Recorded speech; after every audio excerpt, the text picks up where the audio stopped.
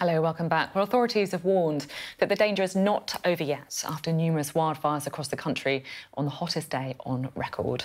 Well, joining us now is Dave Walton, the Deputy Chief Fire Officer at West Yorkshire Fire and Rescue Service. What is the situation today? Today is a very different day from yesterday in terms of our incident activity, but certainly here in Yorkshire at the moment where I sit, it's very muggy. It's still about 23, 24 degrees. It hasn't rained yet in most areas. So the ground is still dry, the crops are still dry, and everything is still ripe for fire to spread if the right conditions exist and then somebody ignites one somewhere. And just talk us through what happened in West Yorkshire over the last couple of days, particularly yesterday. How difficult was the situation? I think it was extraordinarily difficult, and I've served for over 30 years in the Fire and Rescue Service, and yesterday was certainly the most challenging day that I've seen, both for our firefighters on the ground and our fire control staff taking the 999 calls and the support staff that just make this place work on a day-to-day basis. We knew it was going to be hot, of course we did. We'd seen the weather warnings and we made our preparations for it. But from about 1 o'clock yesterday afternoon, when the calls really started coming in, it just became relentless. I think I've used the word brutal on a couple of occasions. Firefighters were going from one incident to the next, to the next, to the next, that they weren't getting the chance to cool down and rest as we would ordinarily like them to do. And certainly, the 999 call handlers in fire control as well, they were going from one call to the next. And we were also taking calls for other fire and rescue services because every fire and rescue service around us was busy, which also led to the point that we couldn't help each other out as we would ordinarily do as well. You say, of course, it was a brutal day, that it was relentless, and that obviously you did see the weather warnings in place. But do you think that the fire services and other emergency services are equipped right now to be able to deal with events like we've seen? I think up until yesterday morning, I'd have said yes, but we are still working on the effects of climate change. I think yesterday was a game changer. We're certainly not immune to the impact of climate change, and certainly here in West Yorkshire, we've been planning because of the moorland fires that we have up here. We run campaigns, we equip our staff, we train our staff to deal with extended wildfires. We have floodings, we're equipped and trained to deal with them.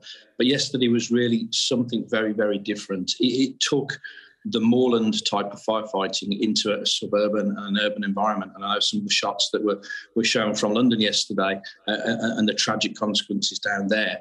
Fire getting into an urban environment like it did yesterday from an open field is something that's really unique, and is the sort of stuff that only today really happens in sort of the likes of California and Southern Europe.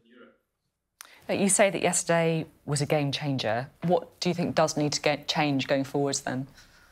I think there's a number of things. I think certainly we as a fire and rescue service have to look at yesterday and we have to learn from it. And whilst I think we were very effective, I think we can always be better. And I know people have different views on this. Climate change is here to stay. Days like yesterday will happen again and again and again. So we have to design our urban, our suburban environments. We have to modify our behaviours, and we have to accept that working the way that we do, living the way that we do, has consequences when we have days like yesterday.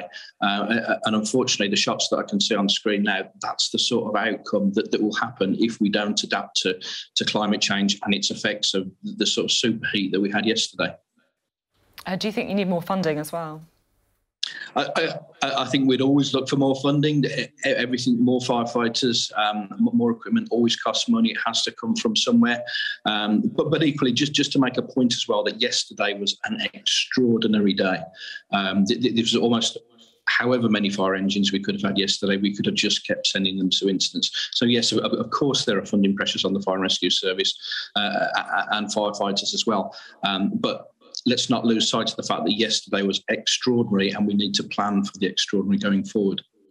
Just looking at some of the pictures, as I know you are on the screen, and it is just extraordinary to see the devastation that's happened, people's homes completely devastated. What is the clean-up operation, if you like, that is happening now to try and help the people who've been affected? I think certainly that the images that you've got on screen at the moment are clearly not based down in that area, but I would expect the local council, the local resilience forum would step in.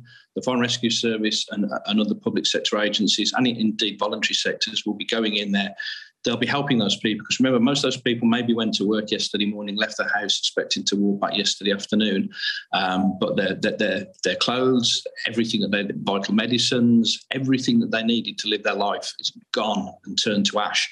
So the level of support that will be provided from partners across a range of different parts of society will be absolutely vital to those people, just to get back on the feet and then start to rebuild their lives and their homes again.